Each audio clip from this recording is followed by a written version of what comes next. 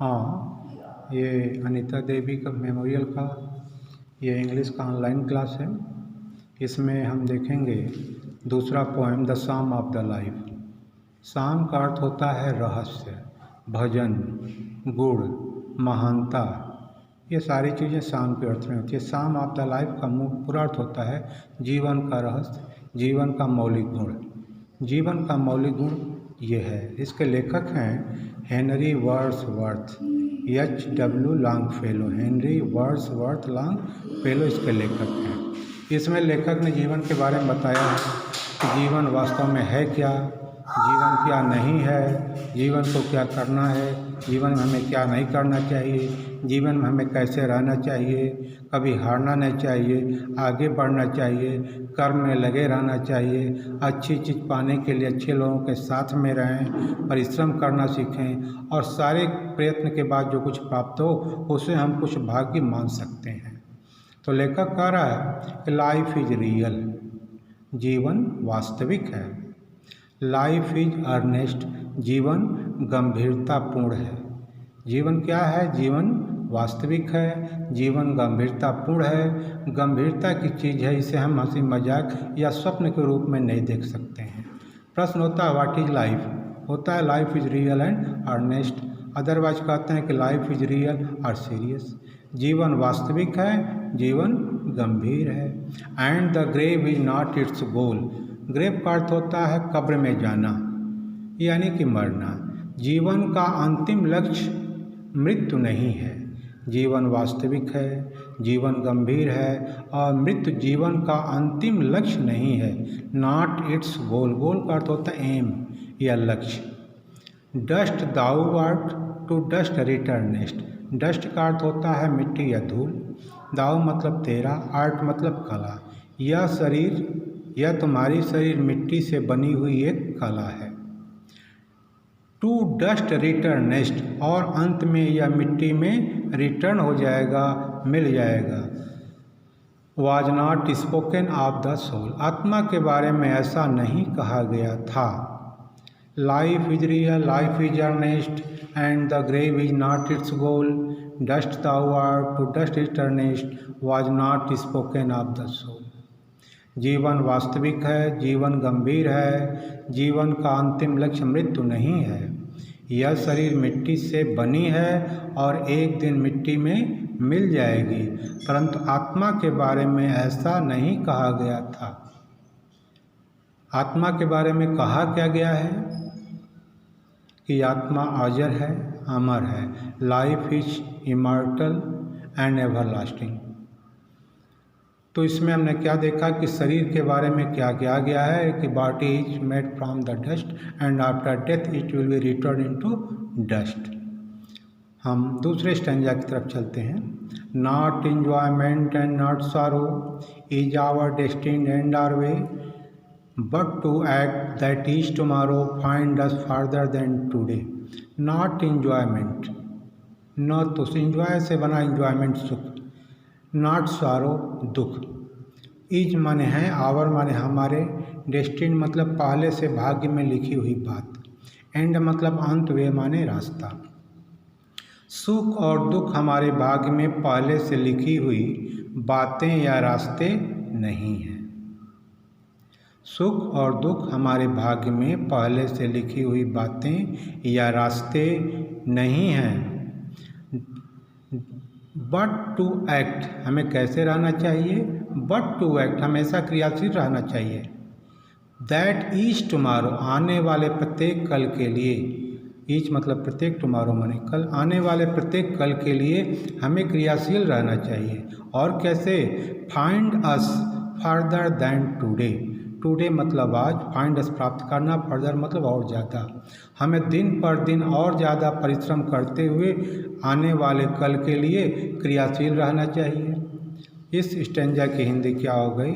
सुख और दुख हमारे भाग्य में पहले से लिखी हुई बातें, रास्ते या समापन नहीं हैं। हमें आने वाले प्रत्येक कल के लिए और ज़्यादा परिश्रम करते हुए आगे बढ़ना चाहिए। तीसरे की तरफ चल रहे हैं। In the world broad field of battle, in rebuke of life, be not like dumb or driven cattle, be a hero in strife. संसार क्या है? संसार एक युद्ध का मैदान है। प्रश्न है संसार क्या है? तो संसार एक युद्ध का मैदान है। लेखक का ऐसा मत है। In the world broad, world का अर्थ क्या हो गया? संसार। ब्रॉड मतलब विस्तृत, लंबा चौड़ा। फील्ड ऑफ बैटल, युद्ध का मैदान। यह संसार एक विस्तृत युद्ध का मैदान है। यहाँ पर संसार की तुलना युद्ध के मैदान से की गई है। In the world's broad field of battle, इस संसार रूपी विस्तृत युद्ध क्षेत्र में। In bivouac of life, bivouac अर्थ होता है टेम्पोररी अनसेफ, सुरक्षित नहीं है, हमारा जीवन सुरक्षित नहीं है। इस संसार रूपी विस्तृत युद्ध क्षेत्र में हमारा जीवन सुरक्षित नहीं है। और जीवन सुरक्षित नहीं है तो हमें गूंग, बी नॉट लाइक डम, हमें गूंगों की तरह, ड्राइवन कैटल, बधे हुए पशुओं की तरह, हमें गूंगे बहरे या बधे हुए पशुओं की तरह न रहकर be a hero in strife, जीवन के संघर्ष में वीर योद्धा की तरह युद्ध करना चाहिए। तीसरे स्टैंजा के हिंदी फिर देखें। इस संसार रूपी विस्तृत युद्ध क्षेत्र में हमारा जीवन सुरक्षित नहीं है, इसलिए हमें बधे या बहरे या गूंगे की तरह न रहकर, बधे हुए पशुओं, बहरे या गूंगे की तरह न रहकर हमें एक वीर योद्धा की तरह संघर्ष करना चाहिए। तो लेखक का मत है अंतिम स्टैंजा में, let us then be up, let us तो चलो, देन मतलब तब, तो चलो तब बी अप हम तैयार हो जाएं, खड़े हो जाएं, एंड डूइंग कार्य में लग जाएं, तो चलो हम तैयार हो जाएं और कार्य में लग जाएं, विथ ए हार्ट, पूरे हृदय के साथ, पूरे मन के साथ, फॉर एनी फेट, फेट का अर्थ होता भाग्य, चाहे भाग्य में कुछ भी लिखा हो, तो चलो हम तैयार हो जाएं और अपने कार्य में पूर्ण हृदय के साथ, पूर्ण मन के साथ लग जाएं, चाहे भाग्य में कुछ भी लिखा हो। Still achieving, still pursuing, learn to labour and to wait, still achieving, still सदैव, अचीव करना, प्राप्त करना, सदैव कुछ प्राप्त करने के लिए क्या करना चाहिए? स्टिल परसुइंग, सदैव अनुसरण करना चाहिए अच्छे लोगों का, कोई भी चीज़ प्राप्त करने के लिए अच्छे लोगों का अनुसरण करना चाहिए। लर्न टू लेबर, परिश्रम करना सीखें, एंड टू वेट, और इंतज़ार करें परिणाम का कि क्या प्राप्त हो रहा है क्या नहीं, जो प्राप्त होता है उसे हम भाग्य कह लेते हैं। एक बार फिर से पूरी स्टैंजा की हिंदी को सुन लें। पहले स्टैंजा की हिंदी, जीवन वास्तविक है, जीवन गंभीरतापूर्ण है और जीवन का अंतिम लक्ष्य मृत्यु नहीं है। यह शरीर मिट्टी से बना है और मिट्टी में मिल जाएगा। आत्मा के बारे में ऐसा नहीं कहा गया है। दूसरे स्टैंजा पे चल रहे हैं। न तो सुख और न दुख हमारे भाग्य में पहले से लिखे हुए रास्ते या समापन नहीं है। हमें आने वाले प्रत्येक कल के लिए और ज़्यादा परिश्रम करते हुए आगे की तरफ बढ़ना चाहिए। तीसरे स्टैंजा में चल रहे हैं। In the world broad field of battle, in rebuke of life, be not like dumb driven cattle, be a hero in strife. ये संसार रूपी विस्तृत युद्ध क्षेत्र में हमारा जीवन सुरक्षित नहीं है, इसलिए हमें गूंगे या बधे हुए पशुओं की तरह न रहकर एक वीर योद्धा की तरह हमें संघर्ष करना चाहिए। अंतिम स्टैंजा की तरफ जहाँ लेखक प्रेरणा दे रहा है, let us then be up and doing with a heart for any fate, still achieving, still pursuing, learn to labour and to wait. Let us then, तो चलो तब हम तैयार हो जाएं, वी अप, और कार्य में लग जाएं, तो चलो हम तैयार होकर कार्य में खुले मन से लग जाएं, चाहे भाग्य में कुछ भी लिखा हो। सदैव पाने के लिए अनुसरण करना सीखें, परिश्रम करना सीखें और परिणाम का इंतजार करें।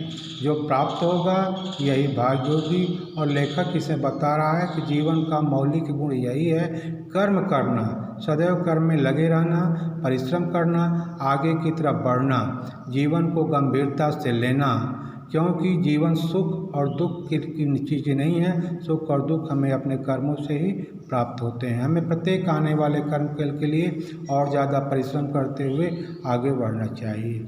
इस पाठ के लेखक हैं हेनरी वर्ड्सवर्थ में लिखते हैं H.W. लॉन्गफेलो।